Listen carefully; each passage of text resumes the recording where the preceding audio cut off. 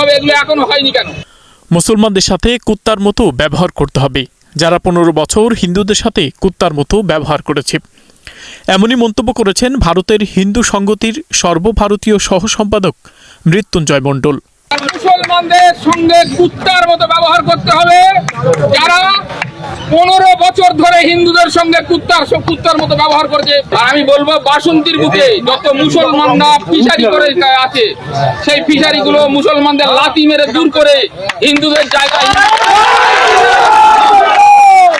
ভারতের বিধানসভা নির্বাচনের পরেই এমন মন্তব্য করেন ভারতীয় এই ধর্মীয় নেতা। মৃত্যুঞ্জয় আরও বলেন, মুসলমানেরা তাদের 7 পুরুষের নাম বলতে পারবে না, কারণ 7 পুরুষ আগে তাদের পূর্বপুরুষেরা হিন্দু ছিল। হিন্দুদের মেরে পিটিয়ে মুসলমান করা হয়েছে। মুসলমানদের আবারও হিন্দু ধর্মে ফিরিয়ে আনতে তাদের মাথায় লাঠি ধরে রাখার তাগিদ দেন মৃত্যুঞ্জয় মণ্ডল।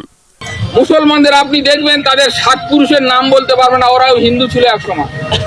তাদেরকে সেই হিন্দুদের মেরে পিটে মুসলমান করা হয়েছে। ওই জন্যই লাঠিটা সবসময় মুসলমানদেরকে উঁচু করে মাথায় ধরে রাখতে হবে মুকুটটা। তারা আবার হিন্দুতে ফিরে আসে কি দেখার চেষ্টা করতে হবে, আবার হিন্দুতে ফিরে আসে।